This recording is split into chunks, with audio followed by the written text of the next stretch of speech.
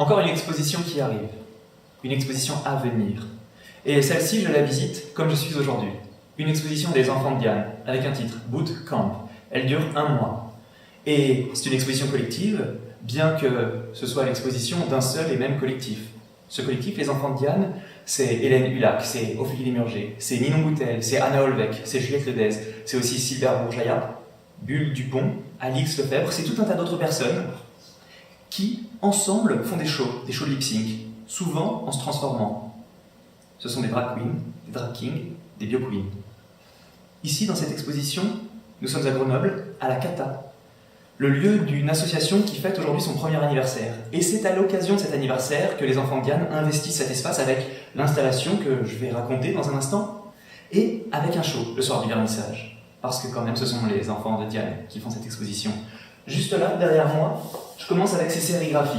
Voilà des sérigraphies, elles sont 4, avec, on le voit, gender fuck, in my pant, des personnages gender fluide, des personnages au corps merveilleux. Ici, 3 seins pour ce personnage.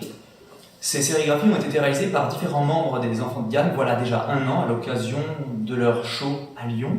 Et ça fait partie du merch qu'on peut trouver ici. Puis juste là, à mes pieds, ici, les éditions. Car les enfants de Diane, les différents membres des enfants de Diane, sont aussi des artistes. Les enfants de Diane, ne l'oublions pas, se sont rencontrés à l'école des Beaux-Arts.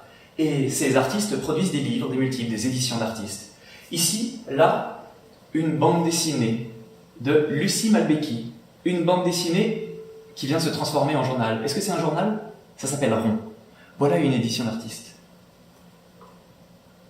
Juste là, à côté, Ophélie Lémurger, avec Suzy.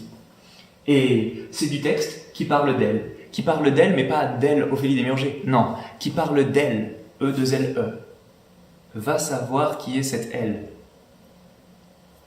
Je le repose et je vois ici une autre bande dessinée, Valentin Godard. Mon deuxième prénom, c'est Gary. Après les bandes dessinées, on a ici Hélène Hulac. Un peu plus lourd celui-là, ce livre. Et à côté, juste là, je vois Romain Gandolf, Une semaine dans une Simèze. Donc, de la bande dessinée, du dessin, des œuvres multiples, de la performance. Ces éditions rendent compte de la richesse de leur travail d'artistes qui se marient assez bien, il me semble, à leur sérigraphie. Juste à côté des sérigraphies, on a d'ailleurs, de ce côté-là, un dessin d'Alix Lefebvre, membre des enfants de Diane également, et de l'autre côté, ici, des costumes. Ce costume-là, cette espèce de couronne, de pétales de fleurs en plastique, je ne sais pas bien comment le qualifier autrement, en sorte de statue de la liberté punk et queer, c'est Hélène Hulac, ou plutôt, c'est la queen, l'impératrice éponge. L'impératrice éponge avec ses gants ici aux longs ongles bleus et jaunes, qui ont l'air d'être des gants ou des ongles au bout des gants en éponge, mais je suis pas sûr. Peut-être que c'est juste le nom de cette queen qui me met comme ça sur le mauvais chemin. En tout cas, là, de ce côté-là, on a aussi sa cagoule. Et sa cagoule, elle est faite en serpillière, à l'impératrice éponge. Ici, c'est George Michael, ou plutôt c'est Lucie. Lucie, quand elle fait George Michael au Sonic à Lyon il y a 1 an, elle a un côté, c'est le côté qu'on voit ici, qui est bleu, c'est le côté George Michael, quand elle lip-sync Careless Whisper. Et de l'autre côté, ce jaune, c'est le saxophone. Là, sur ce socle ici, ce sont les chaussures de randonnée de Guillaume Seller. Guillaume Seller est passionné par la randonnée, il me semble. Et juste là, sous ces chaussures de randonnée, des talons hauts qu'il a imprimés à la mesure de ses chaussures avec une imprimante 3D. Parce que Guillaume est un geek. Et c'est tout à son honneur. Mais cette exposition, Bootcamp, c'est l'occasion pour les enfants de Diane de vous inviter, en la visitant, à vivre un véritable camp d'entraînement. Bootcamp, pendant 1 mois, c'est devenir, je fais attention aux paillettes, c'est devenir soi-même une queen en s'entraînant petit à petit, c'est entrer dans le cercle, ce cercle de paillettes dorées ici autour de moi. Et c'est devant ce rideau doré, ce rideau qui brille, ce rideau aux 1000 éclats, cette installation de rideaux dorés et de paillettes comme décor, c'est devenir vous-même la queen. C'est voir comment eux sont devenus queen. C'est ce costume ici d'Axel Pinault, une cape qu'elle a réalisée à l'occasion du lip-sync d'une chanson, Les Tarots, lors de ce lip sync, elle dévoilait des pans de la cape petit à petit avec d'autres capes en dessous et les motifs qu'on voit ici racontaient l'histoire avec sa gestuelle, avec son lip sync. Ici, dans le cercle de paillettes, je suis dans l'espace du rituel. Et là, bien sûr, il y a mon ombre projetée, mais quand je reste là, je le vois mieux, un film, ou plutôt une vidéo. Et cette vidéo, c'est peut-être ça d'ailleurs l'élément central de l'exposition. Ici, on voit un show des enfants de Diane passer.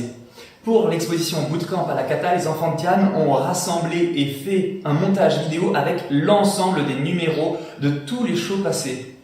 On a 4 heures de vidéo. Mais il n'y a pas que ça. Il y a toute une programmation pour Bootcamp. Et dans la première semaine, on a les shows passés des enfants de Diane. La deuxième semaine, ce sont leurs travaux en tant qu'artistes, leurs travaux vidéo.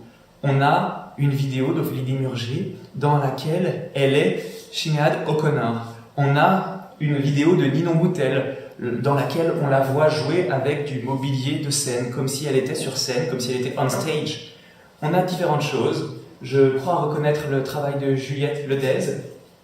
Je vois la vidéo de Romain Gandolf, lors de laquelle il raconte une exposition à venir, cette vidéo qu'il appelle À venir, où il raconte, dans le lieu même d'une exposition, juste avant qu'elle ne soit installée et accrochée, toute l'exposition, comme si elle était déjà là. Et en même temps, à partir du moment où il la raconte, elle apparaît, donc elle est déjà là.